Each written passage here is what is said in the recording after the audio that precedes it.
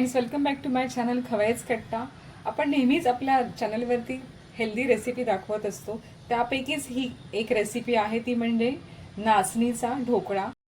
उन्हाळा वाढत चाललेला आहे आणि अशावेळी आपल्या शरीराला थंड पदार्थांची जास्त गरज असते. नाचणी हे भरड धान्य जे आहे मुळात थंडच आहे, ज्याच्यामध्ये भरपूर प्रमाणामध्ये कॅल्शियम, आयर्न आणि फायबर असतं. नाचणीचा वाफवलेला ढोकळा हा त्याहून अधिक उत्तम पर्याय आहे. आणि आपण ह्या पदार्थाला काय काय लागणार आहे बनवताना साहित्य ते मी वरती लिस्टमध्ये दिलेलं आहे. चला तर पाहूया आज हा ढोकळा कसा करायचा आहे ते. इथे या नाचणीच्या पिठामध्येच आपण रवा मिक्स करणार आहोत. खूप भांडी होतात त्यामुळे मी अवॉइड करते जास्त.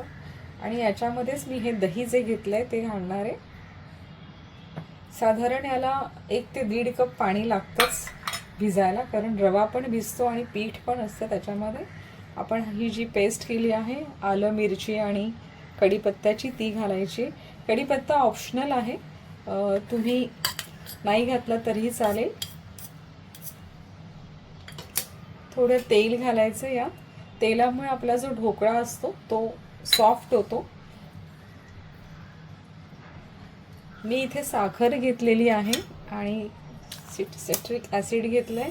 ॲसिड अगदी म्हणजे कंपल्सरी नाही आहे, आणि तुमचं त्यातनं लेमन फ्लेवर असेल इनोचं तर नाही घेतलं तरीही चालेल, पण मला ते छान आवडतं कारण नाचणीला स्वतःची अशी एक टेस्ट गोडूस असते. त्याच्यामुळे सायट्रिक ॲसिड घातल्यामुळे आपल्याला छान आंबट ढोकळा लागतो. आणि माझं दही पण गोड आहे, आंबट नाही आहे. सो मी ह्या सगळ्या गोष्टी ॲड केलेल्या आहेत. पुन्हा मी अर्धा कप पाणी घालते, जेणेकरून हे जे मिश्रण आहे ते व्यवस्थित एकजीव होईल. छान वारा सुटला आहे. उष्णता जेव्हा जास्त असते तेव्हा नेहमी नाचणी खावी, कारण नाचणी जी असते ती शरीरामध्ये थंडावा आणते. सो आपल्या बॅटरमध्ये आता आपण जास्त पाणी घालायचं नाही आहे. त्याच्यातच त्याला आपल्याला ज्या गुठळ्या झालेल्या आहेत त्या सगळ्या आपण व्यवस्थित काढून घ्यायच्या आहेत.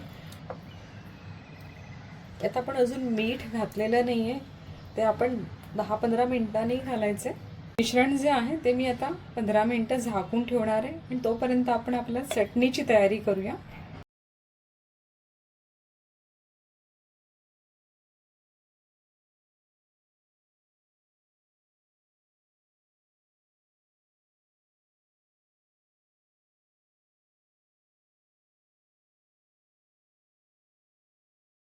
ढोकळ्याच्या चटणीची तयारी इथे झालेली आहे. पुदिन्याची पानं मी वेचून धुवून घेतली आहेत, कोथिंबीर पण धुवून घेतली आहे, थोडंसं आल्याचा तुकडा आहे, 1 मिरची आहे, आणि ह्या भाजक्या डाळ्या, पंढरपुरी डाळ्या आहेत. याच्यामुळे या चटणीला बाइंडिंग येतं. अदरवाईज आपण याच्यामध्ये खोबरं घालत नाही. आणि थोडंसं मी मीठ आणि साखर घेतलेली आहे. आणि इथे आपण याच्यामध्ये पुदिना चटणीमध्ये दही घालायचं आहे. असेल तर बर्फ घाला. माझ्याकडे मी बर्फ ठेवत नाही त्यामुळे नाही आहे, पण मी असंच वाटणार आहे.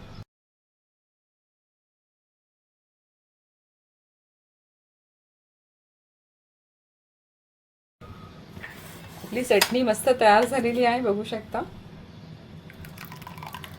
सर्विंग बोलमध्ये काढून घेतली. त्यानुसार चवीनुसार आपण यात थोडं मीठ घालायचं आहे. असं जे बोल आहे ते छोटं झालं यावेळी. माझं जे इनोचं एक सिंगल पाऊच असतो तो घालणार आहे. आणि त्याला ॲक्टिवेट करायला इथे मी दह्याच्या वाटीमध्ये थोडंसं पाणी घेतलं आणि ते घालायचं आहे. जास्त पाणी घालू नका, नाहीतर आपलं जे बॅटर असतं ते पातळ होतं आणि मग ढोकळ्यामध्ये आपल्या वरती पाणी राहतं.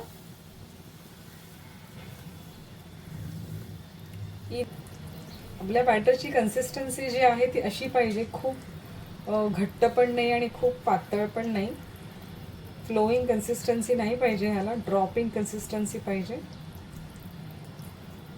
आता मी ह्याला त्याच्या टीनमध्ये जिथे आपण सगळीकडे ऑइल ग्रीस करून घेतलंय त्यात घालते. टॅप करायचं. आणि मला ना थोडं ह्याच्यामध्ये लाल तिखट घालायचं आहे, वरून असंच स्प्रिंकल करायचं आहे. टेस्टला खूप छान लागतं खाताना. तर तुम्हाला त्याला फोडणी वगैरे वरून नसेल द्यायची तर हे असं टेस्टला खूप अप्रतिम लागतं. स्लोच्या फास्ट फ्लेमवरती आपण याला 15 मिनटं असं स्टीम करणार आहोत, किंवा हाय ठेवा ह्याची, कारण हे वाफेवर शिजणाऱ्या गोष्टी असतात, त्यांना आपण मीडियम किंवा स्लो फ्लेमवर नाही शिजवू शकत. ढोकळा झालाय का याची टेस्ट बघूया, नाईफ टेस्ट.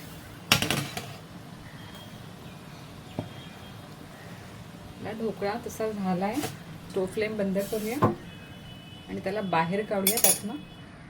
आपण एक स्पेशल फोडणी देणार आहोत आणि त्या फोडणीसाठी मी मोहरी, हिंग आणि थोडे तिळी घेतलेले आहेत.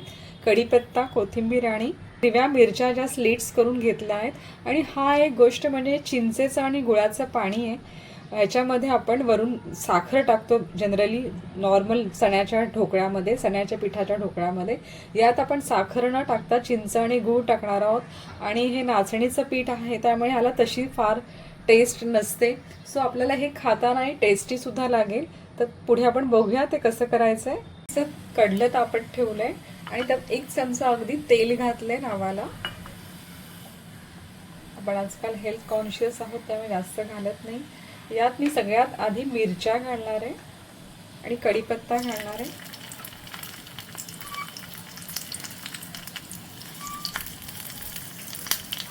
आणि त्याच्यानंतर हे आपलं जे हिंग, मोहरी आणि आपण तीळ घेतले होते ते घालणार आहे. तिळांना आपण भाजून घेऊया जेणेकरून तीळ पण कुरकुरीत तीळ फुटायला लागले त्यामुळे ते उडत आहेत ॲक्च्युली. यावेळी आपण थोडं पाणी घालायचं या चटणीमध्ये. स्पॉन्ज असतो त्याला आपल्याला ओलं करायचं आहे. सो मी याच्यामध्ये अगदी थोडं म्हणजे अर्धा वाटीपेक्षा पण कमी पाणी घालते, कारण आपल्याला आपलं हे चिंच गुळाचं पाणी पण त्यात घालायचं आहे. चवीनुसार थोडं ह्याच्यात तुम्ही मीठ घातलं तरीही चालेल. आणि ह्याला एक चांगली उकळ आणायची. थोडी वरून कोथिंबीर पण घातली तरीही चालेल. 1 पिंच असं मीठ घालते आणि ह्याला उकळ काढते चांगली.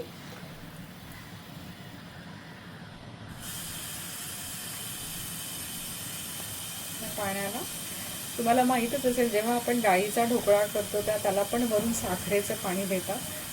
पण आज मला असं वाटलं की आपण हे एक व्हेरिएशन करून बघूया नाचणीच्या ढोकळ्यावरनं. नाचणीचा ढोकळा थोडा चवीला अजून चांगला लागेल आणि खाताना पण आपल्याला गिल्ट फ्री होईल. स्टीम गोष्टी खाताना त्याला चव कशी वाढवायची हे कसबच असतं. आपलं व्यवस्थित उकळ आलेली आहे. मी स्टोव फ्लेम बंद करते आणि ह्याला असं आपण 1-2 मिनटं असंच ठेवून द्यायचं. लगेच गरम गरम टाकू नका.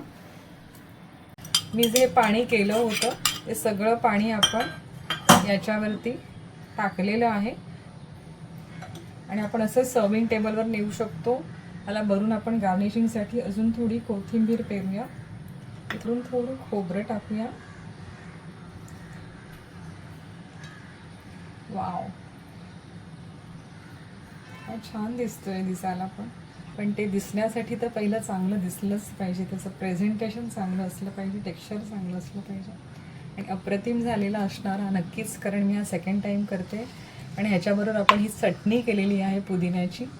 असा हा नाचणीचा जो ढोकळा आज आपण दाखवला आहे हा तुम्ही नक्की ट्राय करा. हा जेव्हा त्या पाण्यामध्ये खाली सोक होईल तेव्हा त्याचा जो हे आहे पीस आहे तो अजून जास्त भरून येईल.